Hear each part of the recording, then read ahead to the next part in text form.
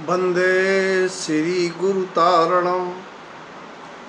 10 लक्षण पर्व के उत्तम तप धर्म के अवसर पर आचार्य भगवंतों ने तप किसे कहा है, उससे क्या लाभ हैं, ये चर्चा। उत्तम तप, तप का अर्थ है तपाना। जैसे जौहरी स्वर्णकार अग्नि में आभूषणों को तपाकर उसमें व्याप्त खोट को निकालता है, ऐसे ही मोक्ष मार्गी प्राणी सत्ता में पड़े हुए कर्म की निर्जरा के लिए तप तपता है। तप जो है कर्म के उदय के निमित्त से होने वाली रागादिक भाव कहें या इच्छाद विकार कहें, उसको स्वमेव ही उत्पन्न न होने देने के लिए तप तपता है। जैसे किसी को चाय की लत है, वह प्रातः 4 बजे से ही ट्रेन में झांकने लगता है कि चाय कहाँ मिलेगी, या किसी को बीड़ी की लत है और दूसरों से माचिस की भीख मांगता है। यानी इच्छाएं पराधीन बनाती हैं, दास्ता उत्पन्न कराती हैं, अनेक संक्लेश परिणाम का कारण बनती हैं। ऐसा लोक में देखा जाता है। प्राणी उन इच्छाओं के समन के लिए अंतरंग से इच्छित पदार्थ और स्वयं निज स्वरूप में अंतर समझ के दृढ़तापूर्वक उन विकारों को रोकता है। परभाव, परदृष्टि, पर्यायी भाव इच्छाओं के कारण हैं। जब जीव अपने को द्रव्यार्थक नय से अपने को शुद्ध तत्रूप अनुभव करता है तो स्वयं भी ही इच्छाएं समन होती हैं।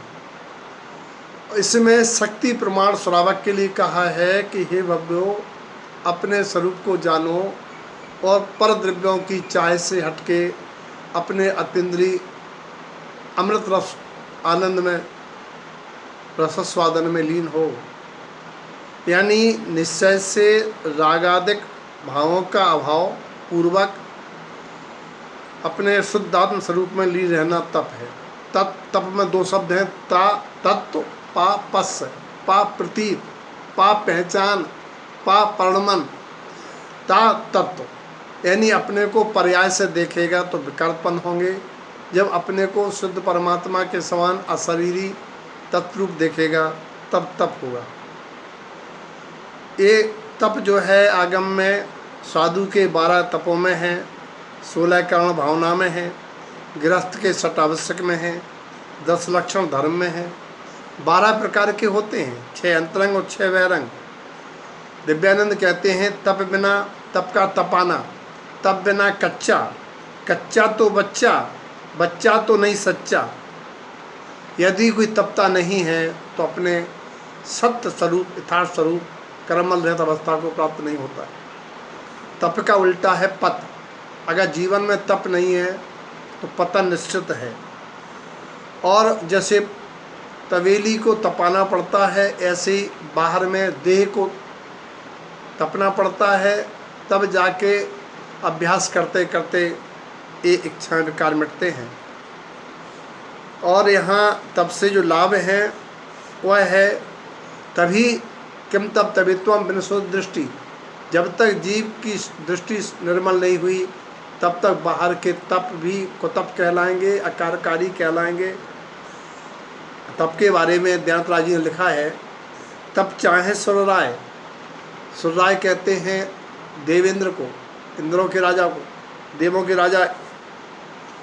वे तप चाहते हैं। जो चाहता है उसके वहाँ इंद्रिय विषयों की बहुतायत के कारण वो तपता नहीं है। मनुष्य ही एक ऐसा है जो तप सकता है। क्यों चाहे? कर्म शिखर को वज्र है। एक कर्म रूपी पर्वत को भस्मीभूत करने के लिए वज्र के समान एक तप है। 12 विधि सुखदाय ये सुख देने वाले हैं, इनको जीव तप तपते हुए दुख का अनुभव करते हैं तो लंघन मात्र है, तप नहीं है। क्यों न करे निशक्त सम, यानी कहते हैं हे भव्यो, तुम श्रावक दशा में शक्ति प्रमाण क्यों नहीं करते हो? क्योंकि उत्तम तप से वो मार्ग बखाना, यही मोक्ष का मार्ग है। क्योंकि कर्म शिखर को वज्र के समान कहा है और एक कहा गया है कि तुम देखो तो अनंत काल की यात्रा में किन किन पर्यायों में दुख भोग के आए हो। बसो निगोद माहित्य आया, दंडी रूकन भाग्य काया। और अब मनुष्य तन जो महादुर्लभ है इसको धारण किया है, इसको धारण किया है तो इसका सदुपयोग तप द्वारा कर निर्जरा करके मुक्ति मार्ग पर आरूढ़ हो करके मुक्ति प्राप्त करना है। और बाहर में तप की साधना करते हुए जो प्राणी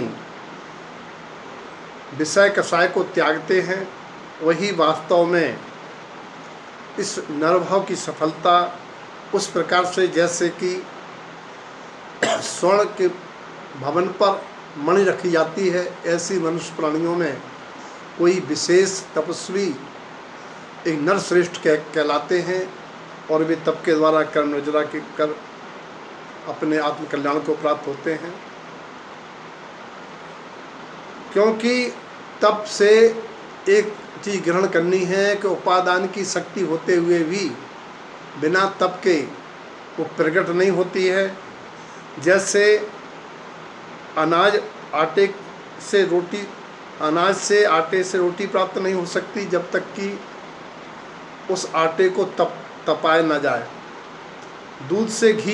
दूध में घी होता है, लेकिन घी तभी मिलता है जब दूध को तपना पड़ता है।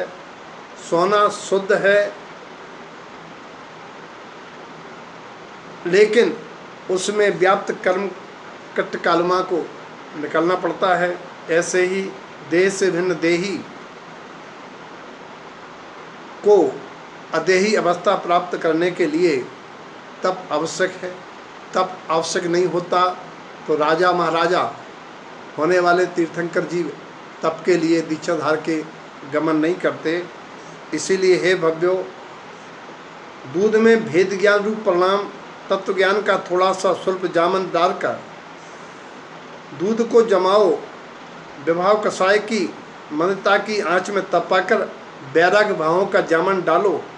ऐसा भी ना हो कि दूध जमने की जगह फटकर पनीर बन जाए। अर्थात पर्याय का विवेक रखते हुए पारिवारिक उत्तरदायित्वों का अकर्तृत्व भाव से निर्वहन जरूर करते जाना।